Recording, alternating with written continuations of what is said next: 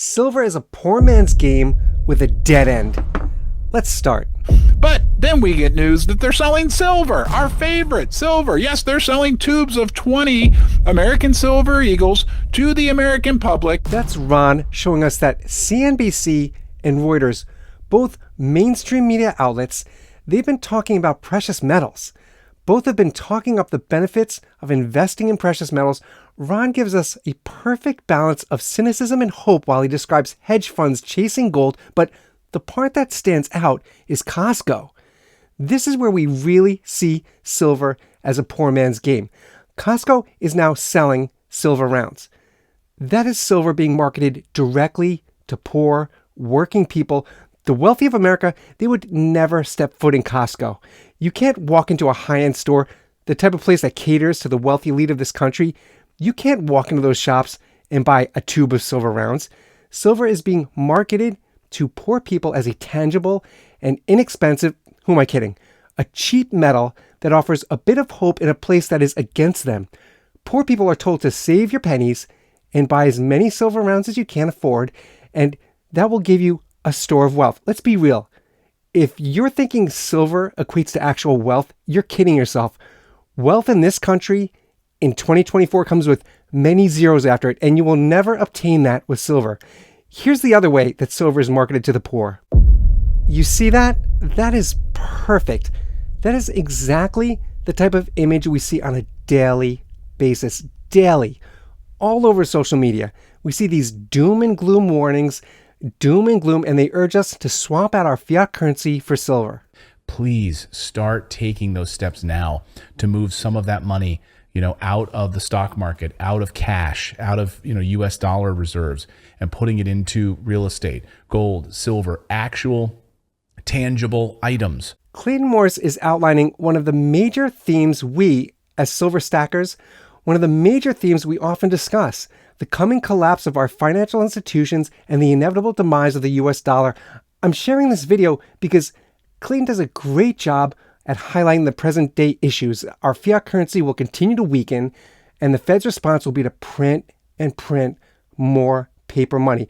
Clayton hits on the massive shift we've all been seeing with BRICS nations trying to knock the dollar off its pedestal.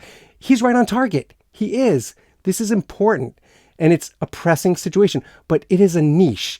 It's a genre in a news cycle that is specifically targeted to poor people that already feel disenfranchised.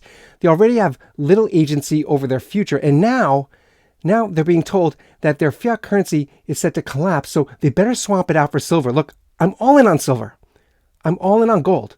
I was stacking metals before YouTube created a platform to hawk it, but these are fear-based tactics, and it just doesn't feel right. Gold and silver has been money and currency in this world for 6,000 years. It'll be here, long before we got here. It'll be here long after we leave here. Yes, silver has been here for thousands of years, but that is very different from the use of silver in our economy today.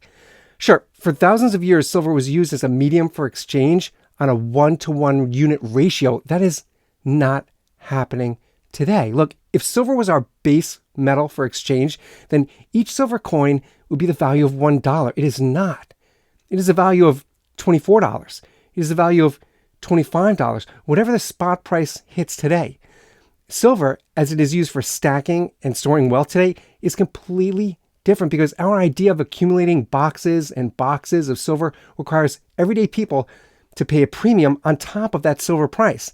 It requires everyday people to hold onto this metal for years, for decades, before they see a true increase in value. And then it requires that person to completely ignore all the premiums they paid when they cash out the silver. Think of how long it takes one working class person with a low wage job. Think of how long it would take him to accumulate 100 ounces. By the way, that would only equate to maybe $2,500 if we're lucky. I'm all in. I'm all in. I'm there.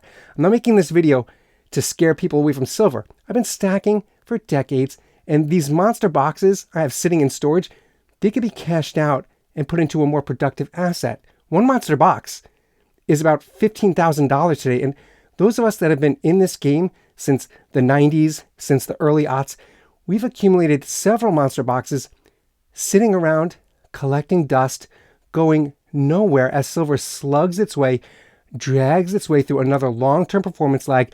Those are just fancy words for a dead end.